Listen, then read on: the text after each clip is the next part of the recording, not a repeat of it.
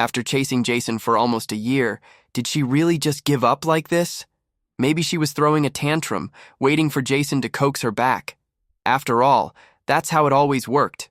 Tanya would sulk, Jason would ignore her, and soon enough, she would come running back with a bright smile as if nothing happened. But today felt different. Jason impatiently slammed his English book on the desk. "It's time for morning reading. Let's go chat outside." Just as he finished speaking, I happened to walk towards the door. The classroom fell silent. Dozens of eyes turned in my direction. I ignored the attention, walked to my seat, unzipped my backpack, and found 2 bottles of juice inside.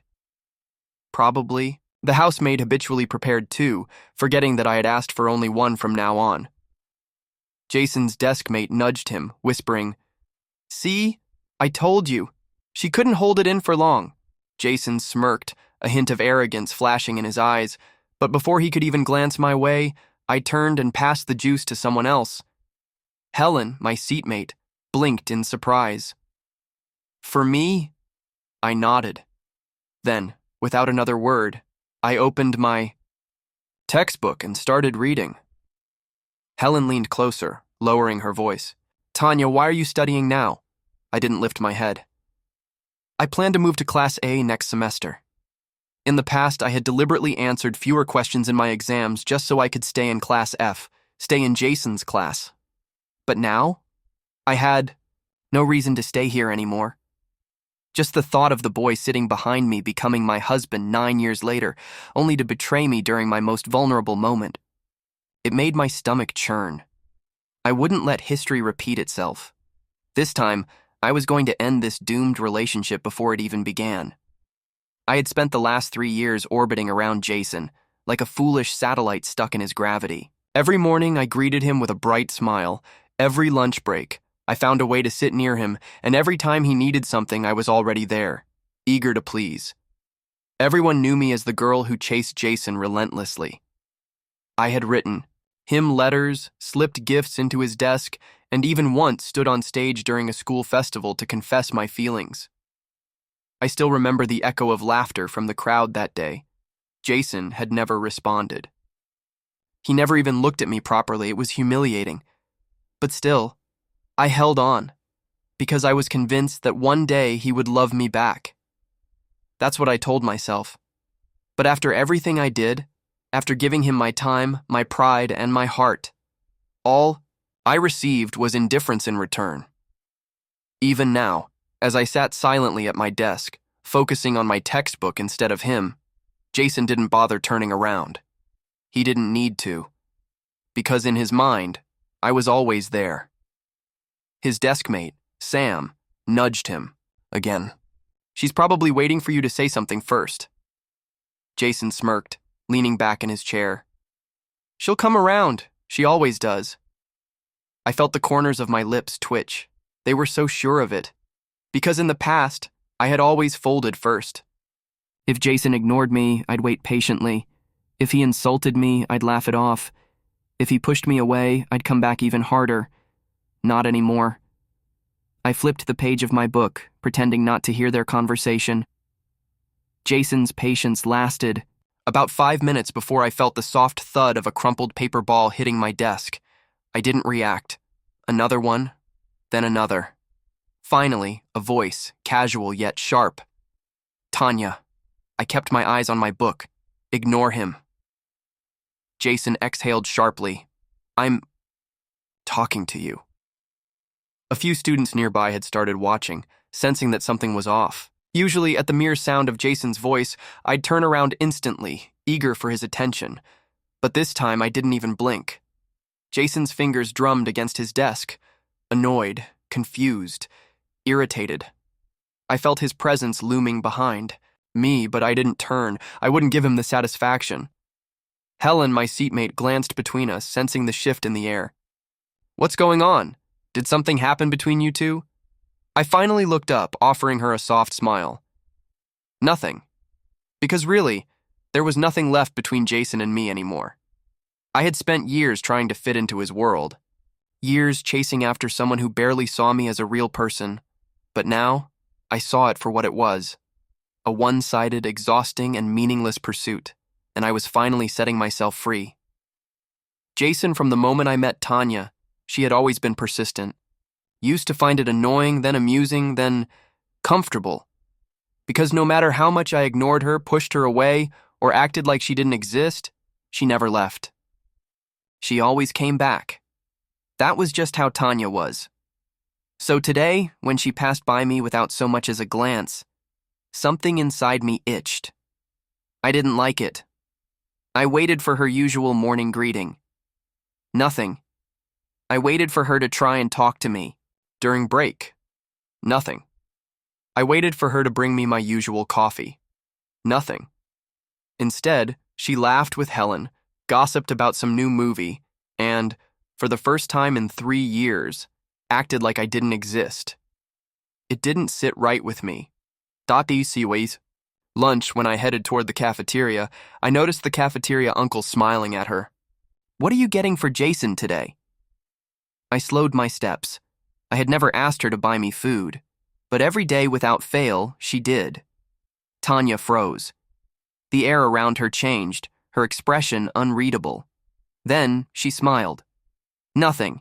In fact, I won't be doing that anymore." The cafeteria uncle blinked in surprise, and for the first time in a long time, I felt the same way. Surprised. Tanya turned away, walking past me in the line without hesitation. Our eyes met for the briefest second, but her gaze held nothing. No warmth. No nervous excitement. No lingering feelings, just indifference. Something twisted inside my chest. But before I could say a word, she was already gone. Jason had always taken me for granted. That's what I realize now. For years, I was the girl who adored him. The one who followed him around like a shadow, endured his cold words, ignored his obvious lack of interest, all because I believed that one day he would see me. But he never did. And now that I had finally let go, Jason was confused. Confused that I wasn't waiting by his side anymore. Confused that I wasn't hanging on to his every word. Confused that I had moved on. For him, I had always been a constant, and now for the first time he was losing me. "You're acting strange." Jason's voice broke the silence between us. It was after school, and I was packing my bag, ignoring the way he had been hovering near my desk for the last 10 minutes. I didn't bother looking up. "No, I'm not," he scoffed, leaning against my desk. "You haven't spoken to me all day. You didn't bring me coffee. You didn't even look at me during lunch." I zipped my bag shut. "And?" His brows furrowed, irritation flashing in his eyes. "And what's with the attitude?" I stood up, swinging my bag over my shoulder. "There is no attitude, Jason. I just don't care anymore." His expression froze, and for the first time I saw something I never expected to see in Jason's eyes: panic. His hand shot out, grabbing my wrist. "Tanya!" I yanked my hand away. The entire classroom had gone silent. All our classmates were watching, their eyes darting between us with curiosity. After all, it wasn't every day that Tanya, the girl who used to worship Jason, pushed him away. I met his gaze, calm and unbothered. "Jason, I spent 3 years of my life chasing after you. And what did I get?" He didn't respond. I took a step closer, my voice quiet but firm. "Absolutely nothing." Jason opened his mouth, but no words came out, because he knew I was right, so I turned around and walked away. This time, I wasn't coming back. That night, I went home feeling lighter than ever. No more heartache, no more waiting for a text that would never come. No more wasting my time on a boy who never deserved it in the first place. But just as I was about to go to bed, my mother knocked on my door. "Tanya, the housemaid, made soup for Jason. Take it to him." I froze. Soup? For Jason? Just because he had a slight ankle sprain? I laughed under my breath. Even after all these years, my mother still wanted me to cater to him. No. I grabbed a blanket and wrapped it around myself. "I'm not taking it." My mother frowned. "Don't be childish. You two grew up together. His mother called earlier and told me he was injured. I want you to check on him." I sighed, rubbing my temples. It didn't matter what I said. My mother wouldn't take no for an answer, so I took the thermos of soup and left. Jason's house was too familiar. I had spent countless days there, pretending to be part of his world. Every corner held memories, memories that once made my heart flutter, but now only filled me with regret. As I stood outside his house, I looked at the steaming thermos in my hands, and then, without hesitation, I placed it on the ground and called, over a stray dog. The dog sniffed at it hesitantly before taking a few cautious sips. I watched in silence, my hands tucked into my coat. Jason didn't deserve this. He didn't deserve my care. He didn't deserve anything from me. Tania? A voice, hoarse and stunned, shattered the silence. I turned, and there he was, Jason, standing in the doorway, leaning on his crutch, his injured ankle slightly swollen. For the first time in my life, I didn't feel anything when I saw him. No excitement, no nervousness, no love, just nothing. He swallowed hard, staring at the thermos on the ground. You were going to bring me soup? I smiled. Not anymore. His expression flickered. The Jason from before would have rolled his eyes, muttered some careless response, and brushed me off. But this time he looked lost. He took a hesitant step forward, wincing slightly from the pain in his ankle. What's going on with you? I'm just tired. Jason's jaw clenched. Tired of what? I met his gaze and said the words that had been weighing on my heart for years. Tired of loving someone who never loved me back. His breath hitched. For the first time, Jason had nothing to say. And for the first time, I didn't care. I turned away, walking past him without looking back. This time, Jason was the one left standing alone. For the first time in years, I felt free. No more waiting, no more hoping, no more begging Jason to see me. I should have felt relieved, so why did my chest feel so tight? The next morning, the classroom was filled with whispers. Tania ignored Jason yesterday. She even rejected him in front of everyone. Did she finally give up? I sat in my seat, flipping through my textbook, pretending not to hear them, but I could feel the eyes on me. For 3 years, I was the girl who chased Jason. That was my identity. My entire existence was tied to him. Now that I had stepped away, people didn't know who I was anymore. Maybe deep down, I didn't either. Jason wasn't in class. I didn't know why I noticed. I didn't know why I cared, but I did. I told myself it didn't matter. That it wasn't my problem anymore. But when Helen came rushing into the classroom breathless, my hands instinctively clenched around my book. Tania, she said, lowering her voice. Jason's been absent all morning. I shrugged. So? She hesitated. You really don't care anymore? I didn't answer. Because if I said it out loud, I wasn't sure if I would be lying or not. Lunch break. Helen and I made our way to the cafeteria, and for the first time in years, I didn't stop at the counter to buy Jason's usual meal. It felt strange, like something was missing. The cafeteria uncle glanced at me. Not getting anything for Jason today? I shook my head. I won't be doing that anymore.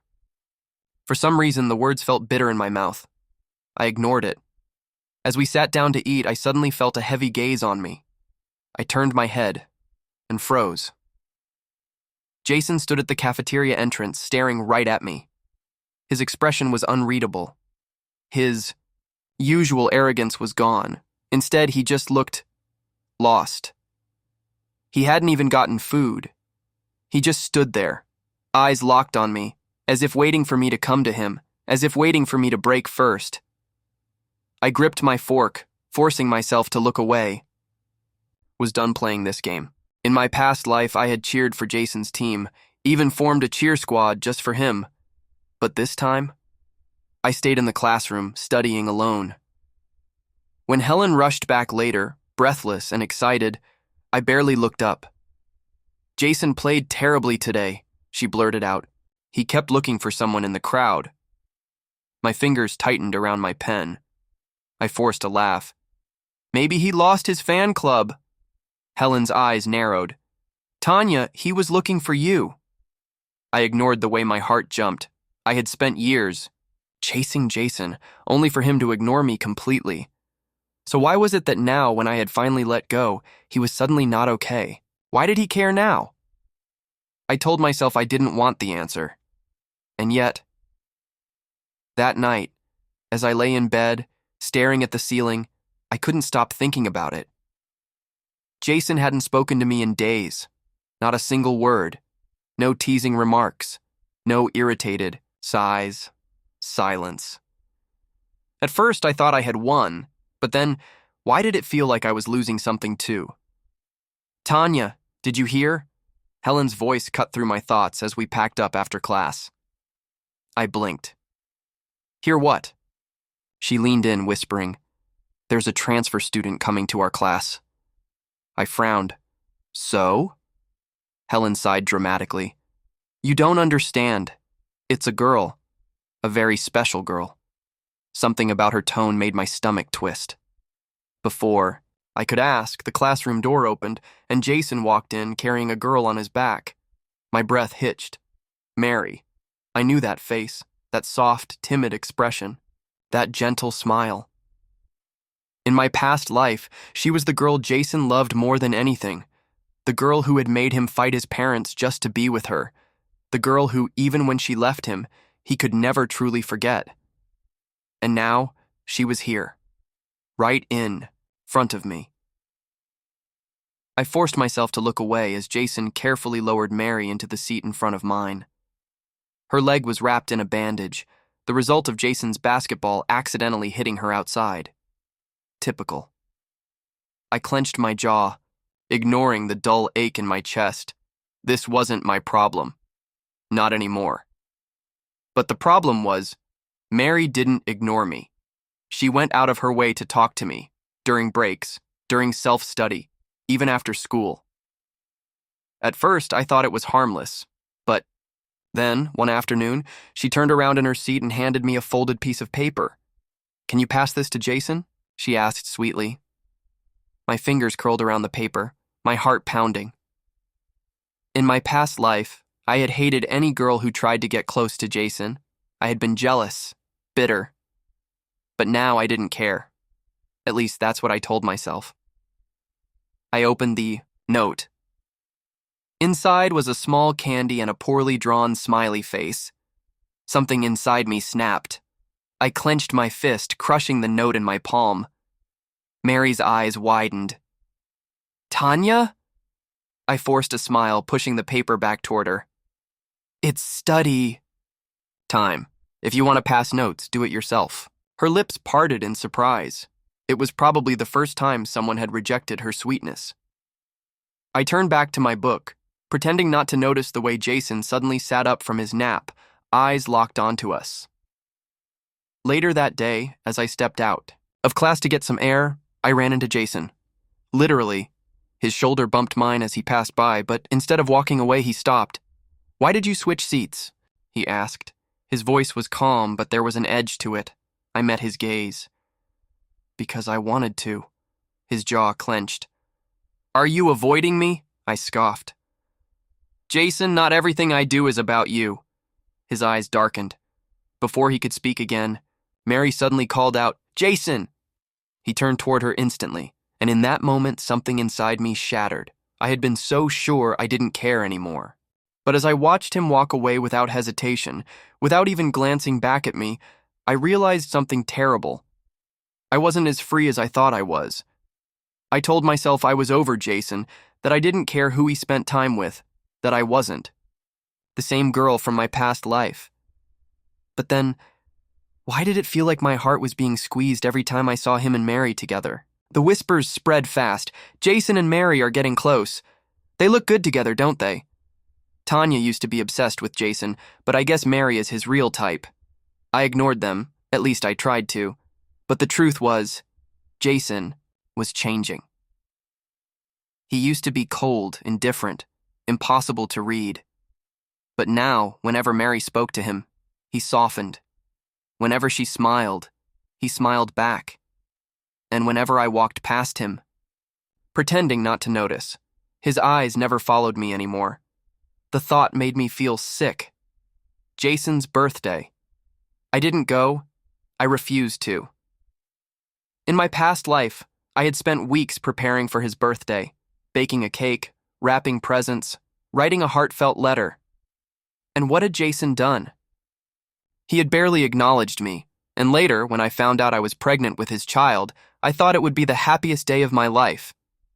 But instead, he had been out with Mary, laughing, holding her hand, breaking me without even knowing it.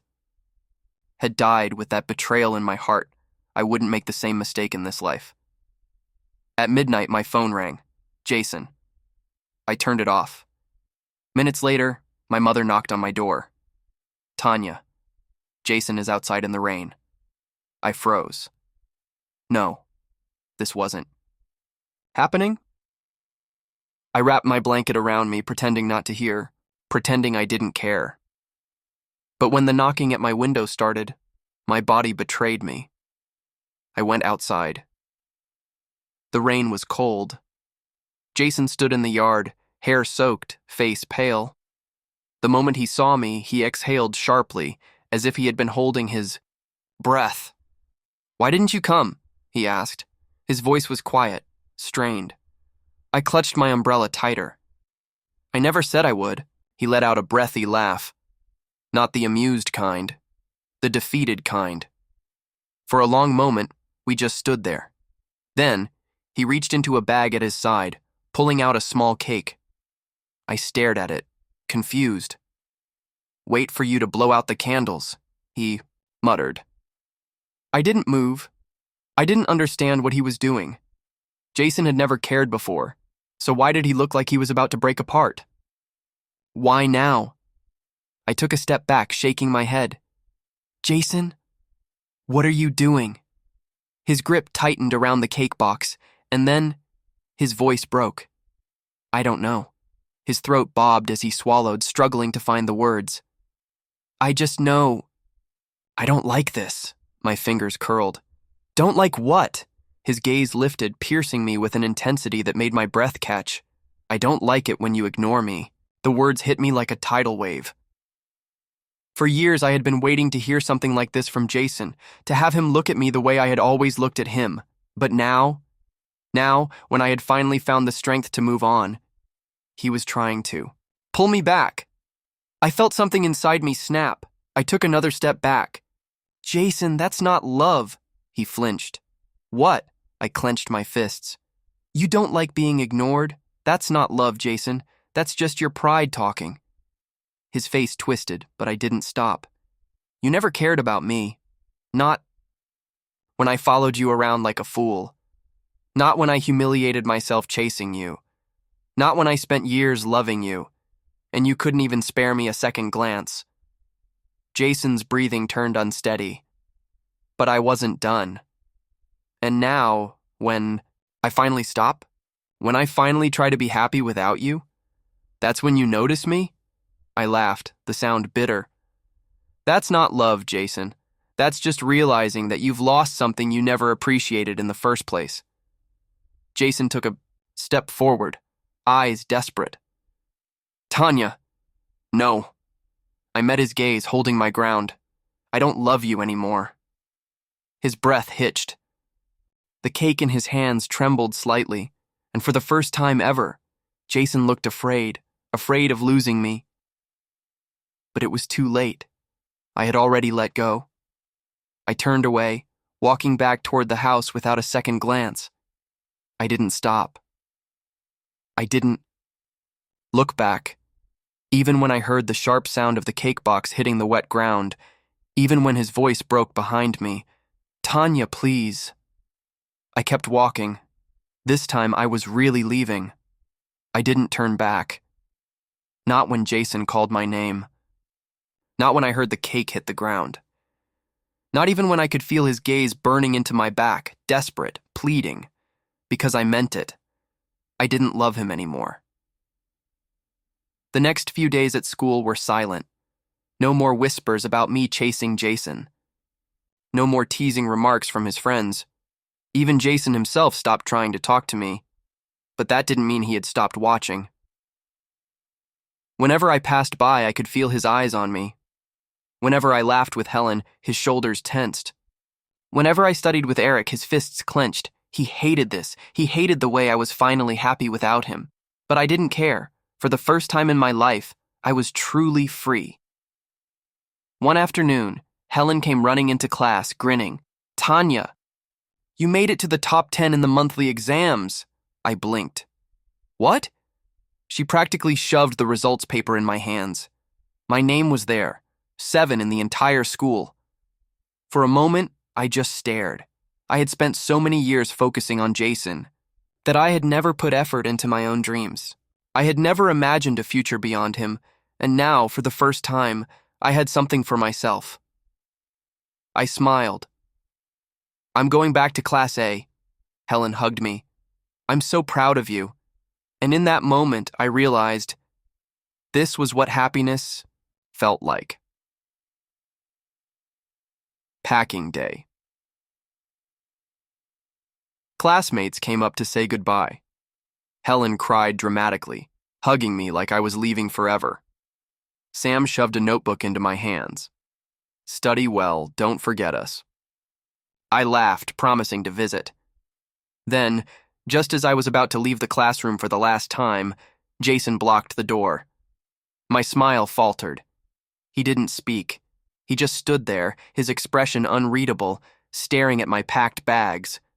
Then, in a quiet voice, he said, "You're really leaving?" It wasn't a question. I exhaled, gripping my bag tighter. "Yes." A long pause. Then, "Don't go." The words were so quiet, so broken, that for a second I almost didn't recognize his voice. But I shook my head. "You don't get to ask that of me, Jason." He flinched. I stepped past him. My heart steady, my hands strong. I had made my decision. And this time, nothing would change it. 2 years later. I thrived in Class A. I stopped chasing love and started chasing my own success. I built real friendships, worked toward real goals, and finally saw a future beyond Jason. And as graduation day arrived, I knew one thing for certain. I was never looking back. At the airport, I adjusted my backpack, glancing at my flight ticket. University in the capital. My call. Dream school. My fresh start. I smiled to myself, excitement bubbling in my chest. Then, a familiar voice called my name. I turned. Jason stood there, breathless, looking at me like I was slipping away forever. His voice was unsteady. "Wait." I sighed. "Jason, what do you want?" He swallowed hard. I waited. I was giving him one last chance to say something meaningful, one last moment to fix what had been broken years ago. But in the end, he said nothing.